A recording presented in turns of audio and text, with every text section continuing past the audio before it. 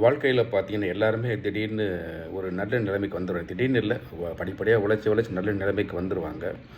அப்படி வந்திருக்கும்போது அக்கம் பக்கத்தில் இருக்கக்கூடிய பக்கத்து வீட்டுக்காரங்களுடைய பொறாமை, அவங்களுடைய வயித்தெரிச்சல், அது மட்டும் இல்லாமல் சொந்தக்காரங்கள்லேயே ரொம்ப நெருங்கிய சொந்தக்காரங்களே இந்த மாதிரி நல்லா நம்மகிட்ட பேசிகிட்டே இருப்பாங்க. ஆனால் உள்ளுக்குள்ளே வயித்தெரிச்சலோடு இருப்பாங்க. அவங்களுடைய தாக்குதலோ இல்லை, உங்களுக்கே வந்து ஏதாவது ஒரு வேண்டாத கோவிலுக்கு, உங்களுக்கு ஒத்து வராத கோவிலுக்கு போயிட்டு வந்த பிறகு ஒரு பொருளாதார ரீதியில் வந்து பண வரவு குறைஞ்சிக்கிட்டே போய் ஒன்றுமே இல்லாமல் தரிசா மாறி போயிடுச்சோ அப்படிலாம் இருந்தால் அதுக்கு என்ன செய்யணும்னா, அதுக்கு ஒரே ஒரு நல்ல வாய்ப்பு வந்திருக்கு. இந்த அட்சய திருதியை மாதிரி இன்றைய தினத்தில் வந்து என்ன சிறப்புன்னு பார்த்தா, இதுக்கு பேர் வந்து ரம்பா திருதியை.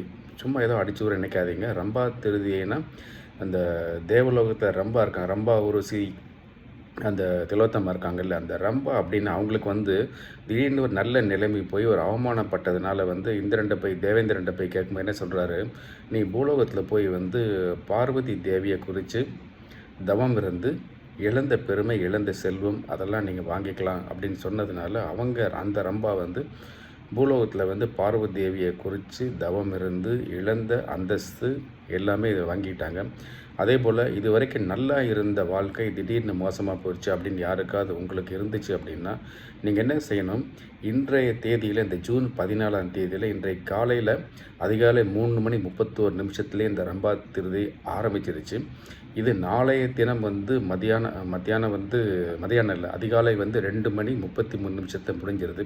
ஸோ இன்றைக்கி வந்து மீதம் இருக்கக்கூடிய அந்த நேரத்தில் வந்து நீங்கள் வந்து ரம்பாவை குறித்து தியானம் பண்ணலாம், அல்லது உங்கள் வீட்டில் விளக்கேற்றி வழிபடலாம், அல்லது நீங்கள் ஏதாச்சும் ஒரு சிவன் கோயில் இருக்கக்கூடிய தாயாரை போய் பார்வதி தேவியை வழிபட்டு அங்கே ரம்பாவை நினச்சி நீங்கள் ஏதாவது உங்கள் வேண்டுதலை வைக்கலாம். இது வரைக்கும் இருந்த வாழ்க்கை திடீர்னு கீழே சரிஞ்சு போயிடுச்சு. இது பழையபடி பழைய லைம் லைட்டுக்கு வரணும், பழையபடி வருமானம் வரணும், பழையபடி எல்லோரும் மதிக்கிற மாதிரி வாழ்க்கை ரீசெட் ஆகணும், அப்படி நல்லபடியாக ரீசெட் ஆகணும் அப்படின்ட்டு உங்கள் வேண்டுதலை வச்சிங்கன்னா அது நிறைவேறும் அப்படிங்கிறது ஒரு ஐதீகம், நம்பிக்கை.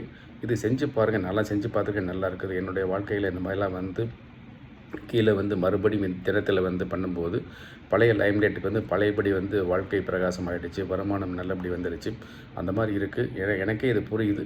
நீங்களும் செஞ்சு பார்த்தீங்கன்னா உங்களுக்கும் இது நல்லது நடக்கும்னு நினைக்கிறேன். இந்த தினத்தை இந்த ஜூன் 17ஆம் தேதி மீதம் இருக்கும் நேரத்தை விட்டுறாதீங்க. நாளைக்கு அதிகாலை 2:33 வரைக்கும் இந்த ரம்பா திருதியே இருக்குது. சில பேர்லாம் கிளப்பி விடுவாங்க, இன்றைக்கி போய் அச்சய திருதமை தங்கம் வாங்கலான்னு. தங்கம் வாங்குறதுக்கான தினம் இது கிடையாது. அது அச்சய திருதை மட்டும்தான். இன்றைக்கி தினம் எதுக்காகனா, நல்லா போயிட்டு இருந்த வாழ்க்கை திடீர்னு வந்து தாறுமாறாக போய் கீழே இறங்கிருச்சு, வருமானம் கீழே இறங்கிருச்சு அப்படின்னா அதை சரிப்படுத்துறதுக்கான ஒரு தினம் தான் இன்றைய தினம். ஸோ அதை பயன்படுத்திக்கங்க. Disclaimer is apply.